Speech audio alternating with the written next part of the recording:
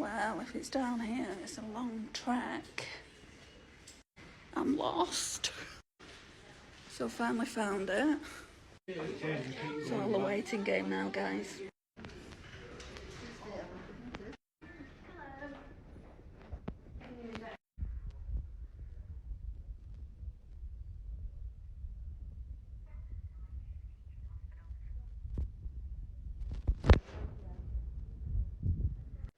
Right, so it's way later at this point. It's actually 2 o'clock the next day. But let's talk about what actually happened when I went into the pre-op. So I went to reception, obviously told them I had an appointment for the pre-op. Then I got called in by one of the nurses. So I saw 2 different nurses in total. The first nurse measured my height and weight. Pretty standard though, really. Did my blood pressure. I was really worried about it because I've got this thing. It sounds like I'm making it up, but I'm not, guys. It is a thing. It's called white lab coat syndrome. It's where you're scared of doctors, and I know that they're only to help you. But every time somebody comes and takes my blood pressure, basically it goes sky high, and they're like, "Oh, you've got high blood pressure," and I'm like, "No, I don't. My blood pressure is absolutely fine. I've got a machine at home, absolutely fine." And they said, and like the doctors will say, "Well, you'll have to do a few readings and bring it in just so that we don't have to give you tablets." So I've had to do that in the past before. So anyway, the nurse did my blood pressure, and she said, "It's high. It's a little bit high, but it's not terribly high. It's below our marker." And I said, "That's absolutely fine then." She said they might want to see some blood pressure readings, so if you can get them and bring them in on the day of the surgery. And I said, "Yeah, that's fine." So she took the blood pressure. Then what she had me doing is, she said we need to test for MRSA. So you need to swab your nose, both nostrils, but it doesn't need to be as high up as COVID, when we had to do that. And I said, right.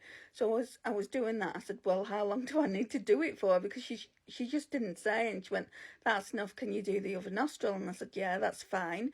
And then she said, we need also you to do it in the groin." And I'm like, "On both sides?" And she said, "Yes." So that was done. So that's basically all I had done with the first nurse. She said, "I'm going to send you to the second nurse, and she might want some bloods doing, and also she might want an ECG doing."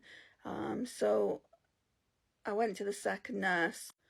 The questions, guys, the questions that I had to answer, what I had to tell her, I felt like I was telling her everything, including my inside measurement, and what bust size I am. But anyway, yeah, we went through all the questions. She asked if I suffered with anxiety and depression, and I said yes. She asked me how I was managing it, and I basically told her, "Look, I've got epilepsy, so I can't take any antidepressants, so I'm trying to manage it the best I can." But we'll talk about that later on. I probably do a series on having epilepsy as well, because I feel like that is not talked about enough. Anyway, we're not talking about that today. So she was going through all my health. She knew absolutely everything. I think it's just because the NHS computers are hooked up. She knew I'd recently had the implant put in. She said, excuse me, she said, "You've recently been on amoxiclav, haven't you?" And I completely forgotten about it, and I kind of well, what's that for? And she's like, "Oh, it's an antibiotic." And I'm like, "Oh yeah, it was for bacterial sinusitis." And she said, "That's absolutely fine." Yeah, so she knew everything that basically I'd gone to the doctors for recently.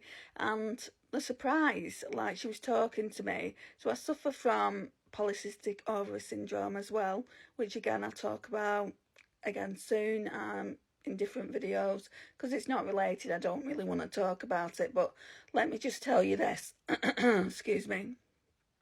So I've had a few laparoscopies to actually remove the cysts. And she said, "And you've got a fibroid, haven't you?" And I'm like, "I've got a what now?"